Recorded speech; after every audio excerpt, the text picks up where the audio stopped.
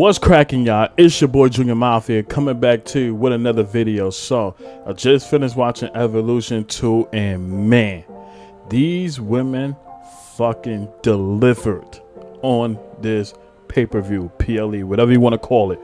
They deliver on it, and I want to give them a round of applause, man. They really stepped up and showed out. And I want y'all to understand that the build leading up to this pay-per-view has not been great. You know, you had Trish Stratus calling it boring and other people criticizing it and stuff like that. And we looked at, you know, some of the creators of when it came to booking and really promoting Evolution 2 the way they did 10 years ago. We was looking to that and we never have gotten it. So it gave us cause to pause to say, okay, when this happens and all that, you know, are they going to execute it or is it going to be stale? But let me tell you something right now. All of that went out the window when we had the first match. Once the first match set the standard, everything else follows suit. Like I said, the only low point of that, which I'm going to get into in a minute, was JC Jane taking on Jordynne Grace for the NXT Women's Championship.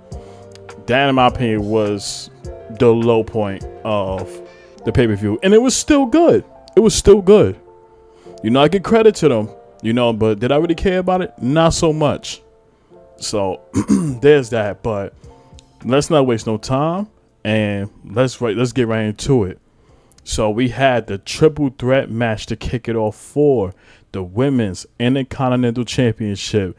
You have your champion Becky Lynch taking on Bayley and Lyra Valkyria. And when I say these women stepped up and showed out, this was the right way to kick off the Women's Evolution PLE. And I'm glad that each woman had an opportunity to step up and, you know, get some offense in. We saw a lot from all of them. Very good spots in it too. One I like was when Becky Lynch hit the back exploder on by the apron. I mean by the ring barricade. I mean the barricade. Excuse me, tongue twisted. She hits it on Bayley, and with Bayley, I think she had some problems with her knee or leg, something like that. That was going to play a focal point in the match. You know, Lyra Valkyria had some good spots too, and all that. And of course, you know, Bayley had her moments too, hitting the belly to belly on Lyra Valkyria, other spots she did with Becky Lynch, all that stuff. And I love the finish. You know, when Bayley pretty much had it was roll up at the roll up with her and Lyra Valkyria, and when it looked like it was about to pretty much go in the favor of Bayley, you see Becky Lynch does this crazy flip over to get Bayley and put her in the roll up, and you know they got the 1 and the 2 and the 3, and Becky Lynch at the retaining, and I feel like it was the right call. You know, I felt like she shouldn't be dropping the title to Lyra or Bayley at the time frame. Because I feel like one of them are going to get their rematch at SummerSlam, which I think is going to be Bayley. And I think at that moment there is when she takes it off of Becky and she becomes the new Women's Intercontinental Champion. But that's then, right now, this was the right move. And I love the finish of it. You know, so it was fantastic and I enjoyed it. I definitely enjoyed it. So definitely a good way to kick off the show. Then we end up getting Jordynne Grace taking on JC Jane, and at this match here, in my opinion, I would consider it a low point, only because we kind of expected what was going to happen, and that was some interference, you know. And I feel like with Blake Monroe being there and, you know, seeing what was been going on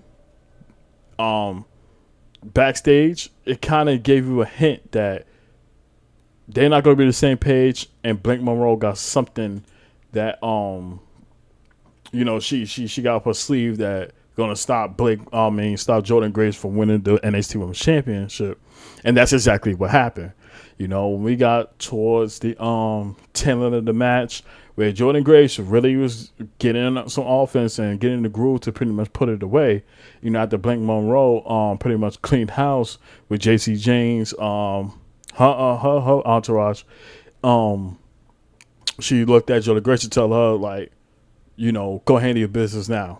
Like go win the championship. So as she's doing that, and one of the JC James teammates or whatever the case may be was pretty much getting the ref's attention. So it drew away from JC Jane and Jordan Grace in the ring. So as that's happening, and Jordan does JC Jane does his Irish whip to Jordan Grace when she hits the ropes. Blake Monroe hits the title on her back, which caused JC Jane to pretty much hit her with a right hook and pins her for the 1, the 2, and the 3, and she ended up retaining. And of course, Blake Monroe goes in there with the title and pass it to her, and you could tell at that moment there, like, this wasn't like accident. This was literally on purpose. So I want to see what's going to go on, but you could tell the feud between the two are going to continue. And in my opinion, right now, I'm okay with it, and I definitely want to see how those two will pretty much rival with each other. So, I look forward to it. But it was an okay match. I wasn't really like that invested into it because we knew there was going to be some interference or some portrayal happening. And that's what we got with Blake Monroe doing to Jordan Grace. So there was that. But next, I really want to talk about this fatal 4-way tag team match. We had the Kabuki Warriors, Zarya and Sol Ruka. You had Alexa Bliss and Charlotte Flair. And then your WWE Tag Team Champions of Roxanne Perez and Raquel Rodriguez. And this match was a shocker to me. For one, I want to say all women's had some time to shine and really did their thing. But what shocked me the most, them cheering for Charlotte Flair, which is mind-blowing because of months ago, she was getting booed out of the arena. People didn't want to sit in and give a damn about her, and especially calling her 0-3 in her marriages when Tiffany Stratton brought it up, during their feud for the women's championship and stuff like that. Like it was bad. So to see this and them cheering her on was like a breath of fresh air for Charlotte. If I'm her, I appreciate it because I feel like her tagging up with Alexa Bliss was the right thing to do.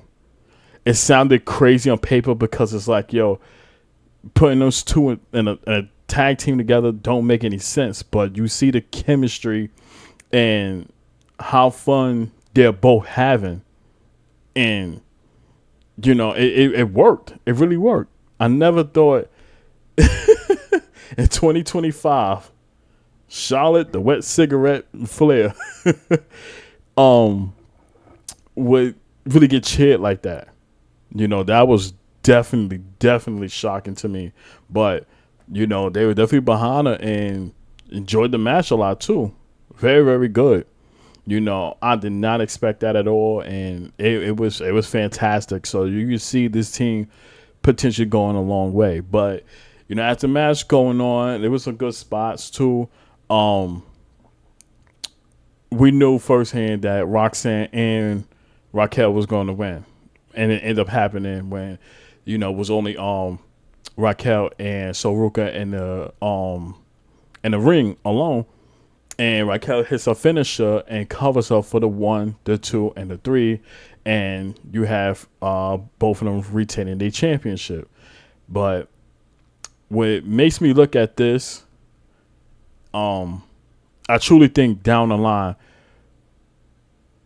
Charlotte and Alexa Bliss are going to get a rematch for the WWE Women's Tag Team titles. I think it's going to happen at SummerSlam, and if so, I think that's when they pull the trigger and you make them new women's tag team champions.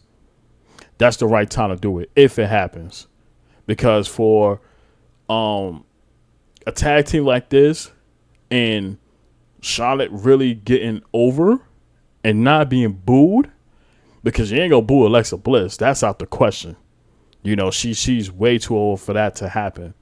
But for fans to really care now about Charlotte, you know, I feel like this is the shot in the arm where if you really want to put the tag team titles on them, it can work. You know, it could definitely work. And I'm all for it. You know, I feel like this is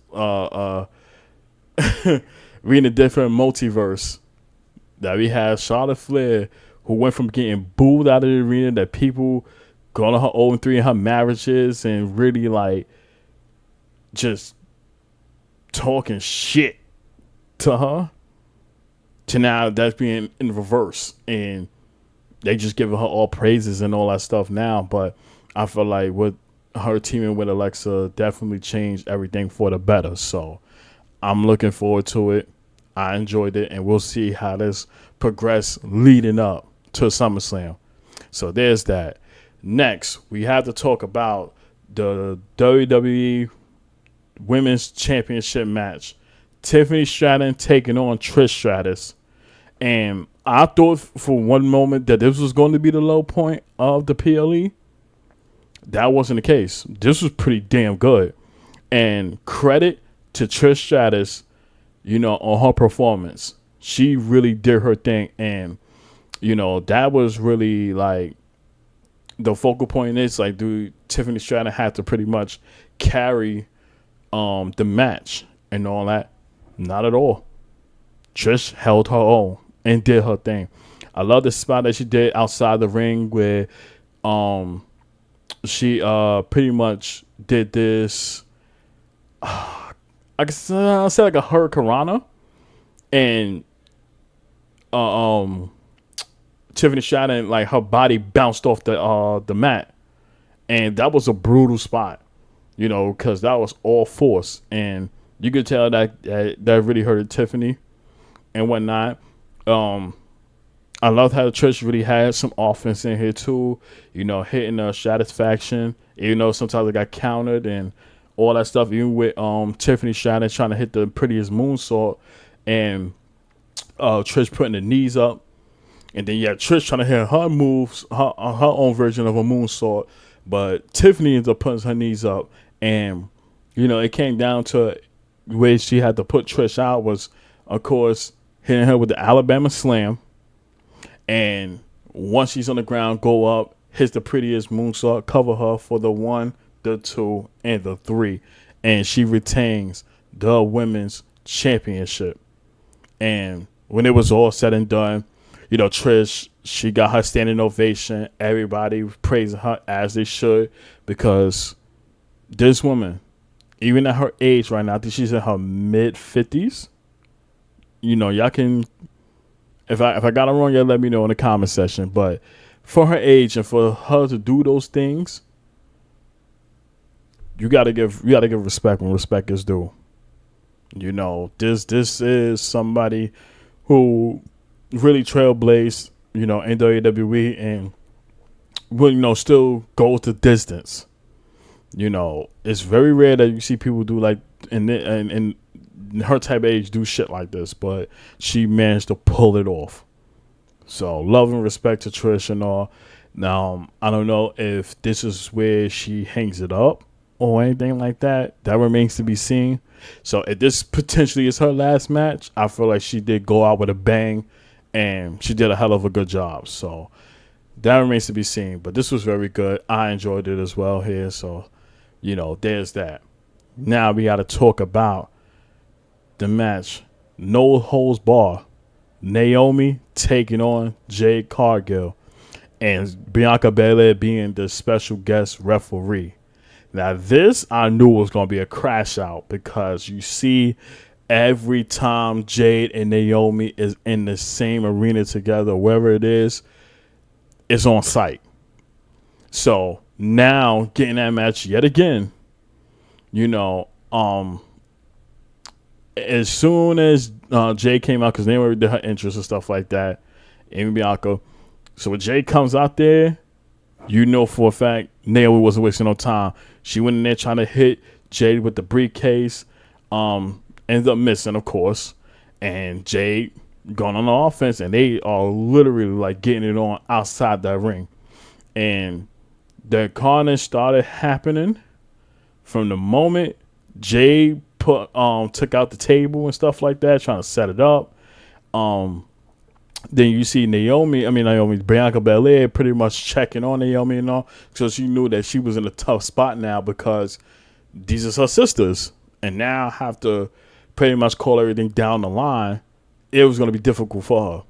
So you seen a whole lot of shit happening, like Naomi channeled her inner Heyman Adam Page, grabbing the chain and trying to choke Jade Cargill with it, on the top rope.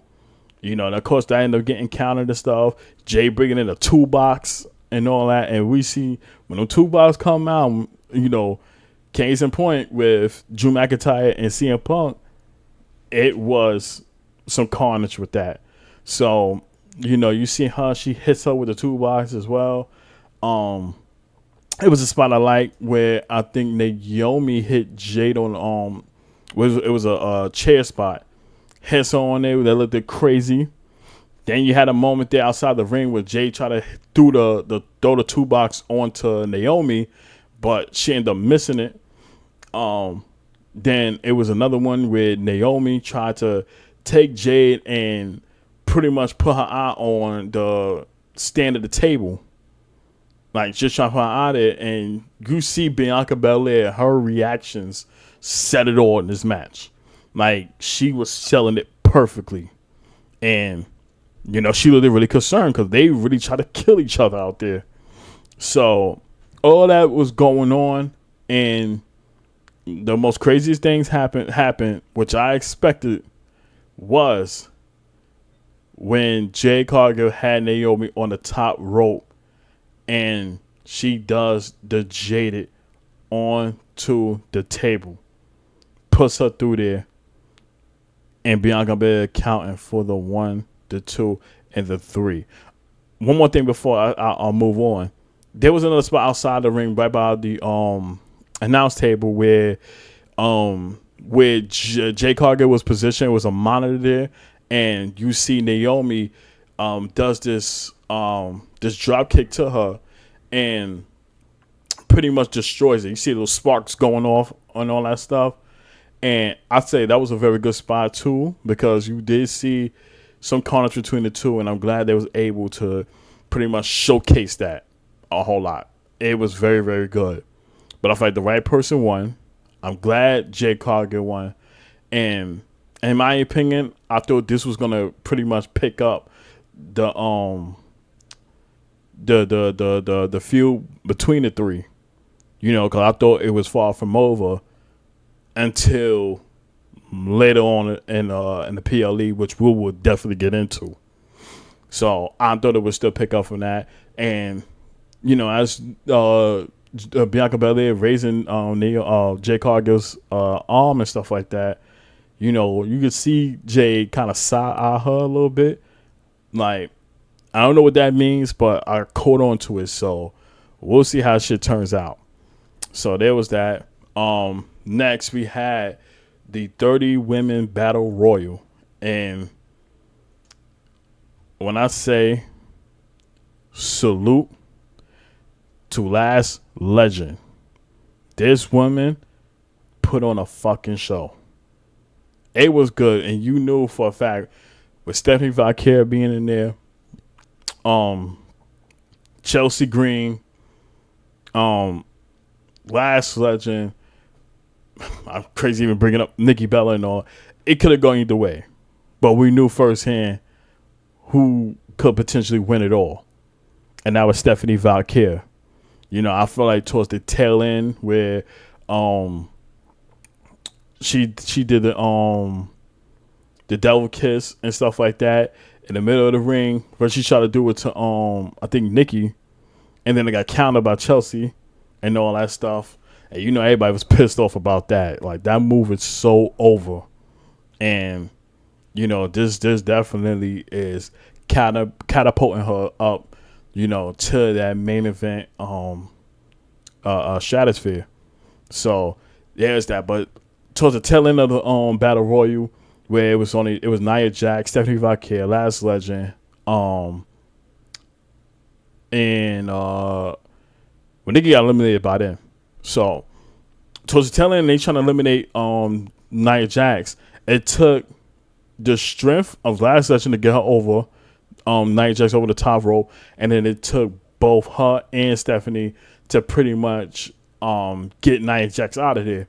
And when it came down to those two, and they had some back and forth, offense, it ended when they was outside of the ropes, and Stephanie Valkyrie hits the devil's kiss.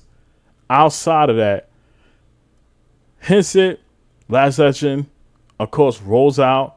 She get eliminated, and now she is going to have a title shot at Clash at Paris. The PLE after SummerSlam, and I feel like that was amazing. It was a very good battle royal. I definitely enjoyed it too. A lot of good moments came out of that. Like, they really showed out. I was excited. For all these matches, and she's just embracing the crowd and everybody, and pretty much giving credit to all the women that was in this battle royal who competed earlier of the women's PLE, just giving them all respect and praise and all that, and definitely had a good time enjoying this. So we'll see who she potentially will face at Clash at Paris and whatnot, and like I said, I'm looking forward to it. I definitely enjoyed it. And then we got to get to the main event for the Women's World Championship. Io Sky taking on Rhea Ripley. And may I remind y'all, Io always had Rhea Ripley's number since NXT up until they got into the main roster. So Rhea Ripley had a point to prove in this match. And she came in there. Io started going on the attack and, really started with, offense, so to speak. So, Rhea, of course, she ain't going to take that lightly and started, putting her own version of offense too. So it was very good. There was some very good spots in this match that I really fucking enjoyed. I love the suicide dive that Io did to Ripley outside of the ring. That was good. It was another spot where she went up on the top rope, and it looked like she was about to hit a missile drop kick onto Rhea, but she got out of the way and she ended up hitting Jessica Carr. And with her being out, the referee, Jessica Carr, with her being out now, it's pretty much, off limits for anything. Like, you can use a weapon, whatever the case may be, because they potentially out. So this was the opportunity where Rhea hits a riptide onto Io. She covers her, but the ref is out. So she's pissed off about that. Then she picks her up. I think she hits her with a razor edge or shit like that. And at this point, she just really, really pissed off. So, they end up taking this shit outside of the arena too. And when they get in there, out there, you see she going up there to hit Io with a power bomb, you know, on top of the equipment shit, like where the concrete was at. So as it happened, Io able to get out of that, and she pretty much knocked down Rhea Ripley. So Io in this case decided to go up all the way up top to the equipment shit and does this finish, not the finisher, but it's like a flying off off of the equipment and shit and hit Rhea, and that was a very good spot too, because that shit looked dangerous. For us, it may not look like it, but trust me, believe, go out there and try doing that shit, you know, you're gonna have second thoughts. So I feel like that was insane and all that stuff. Then when they got back into the ring and all that stuff, you know, of course Rhea tried to go on an attack, but at this point she is fatigued. Then she gets in there, and as that's happening, you know, Io got the upper hand, and she ended up doing was a suicide dive that got reversed into a power bomb, and that was insane. Like, Io really showed the fuck out, like always. And she gets her in the ring, and she hits a moonsault. Now, at this point, you think it is over at this point. So she does the cover for the 1, the 2, and Rhea kicks out. So now it's anybody's moment here.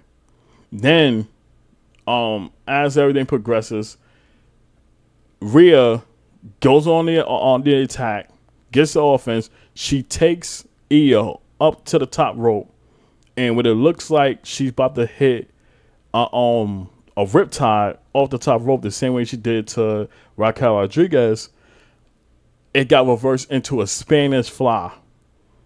And at that moment there, and both women is completely knocked out, a crazy something really fucking crazy happened after, and that was Naomi music hitting, and she's already bruised up after the match she had with Jade Cargill, is literally walking with a sense of urgency to go straight to the ref to cash in her Money in the Bank briefcase. And once it got confirmed from this match and we made it a triple threat match, she takes the briefcase, hits Io with it,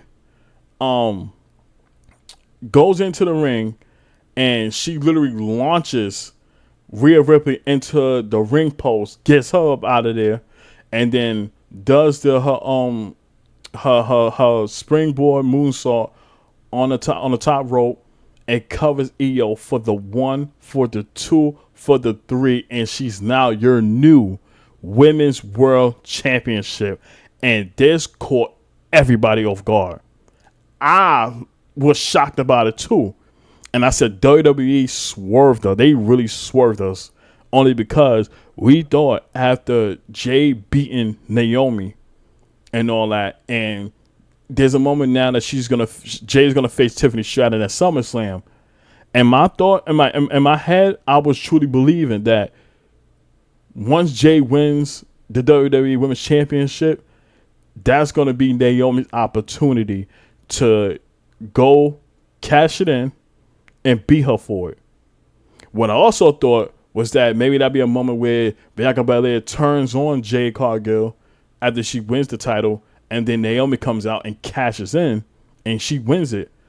There was a lot of theories behind that stuff, and all that shit went out the window when she came out there and literally cashed in and turned this into a triple threat match and beat Io and Rhea Ripley. That was the shock of it all. And I am so proud of Naomi. She came a long way. I feel like this was fucking good. Her heel role is some of the best work she done ever since she came back. I thoroughly enjoyed it so much, and she deserved all the praise right now. She definitely did a hell of a good job, and I feel like this was the right way to end up the show, because that match, Rhea and Io alone, was outstanding. But what put the icing on the cake was Naomi coming out there, cashing in, turning this to a triple threat match, and walking out as your new women's world champion. Excuse me. I thoroughly enjoyed it. This was so fucking good. And now this makes us believe what's going to be her match defending the title at SummerSlam. And I think it's going to be a rematch again where we do have a triple threat between her, Rhea Ripley, and Io Sky. You know, I think it's bound to happen. It was kind of similar with the one at WrestleMania with Rhea and Bianca Belair taking on Io Sky when she was champion. I think we're going to get the same thing. And, you know, I feel like that's going to potentially happen because I don't see nobody else who Naomi can face right away, you know, before SummerSlam. And then it only makes sense because Io being the champion and losing it that way, she gets a rematch clause.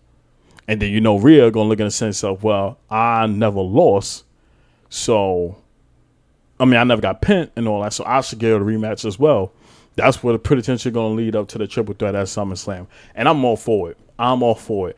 These three women is going to deliver if it comes down to it. And I'm excited. I'm excited.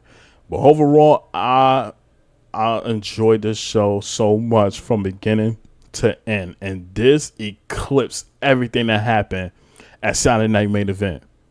It really did. Like, these women deserve all the praises and all that stuff. And I hope, because Big E brought this up too, that we don't wait another 7 years for another Evolution PLE. I feel like if done right, this should be consistent every year. Every year you should do this. Because it goes to show you when you have the right people around and all that, it can work. It will work. My only concern was that the booking for it has been so bad and it haven't been that much promotion for it outside of the women's Intercontinental Championship triple threat match, Jay and Naomi and Rhea Ripley and Io. That was pretty much it. But the execution was picture perfect. It was picture perfect. And I enjoyed every fucking moment of it. So I had to give it a rating. I'm giving it a 10 out of 10. I had fun. I enjoyed it. It was some shockers, everything. And when you have that going on, it's a recipe for success. And there's no other way around it. Point blank, period. So comment down below. Let me know, what did you think about the Evolution 2 pay-per-view? Did you enjoy it? What was your favorite match? What did you rate it? All that stuff. But I definitely want to hear y'all opinions in the comments down below. Y'all make sure y'all hit that like button. Y'all hit that subscribe button. Click the notification bell so you get notified every time I drop content right here on this channel. And I appreciate your love and support as always. Road to 200 subscribers. Continue to keep God first. Trust the process of anything that you do at life. Your time will come. And I'm going to catch you on the next video. Peace.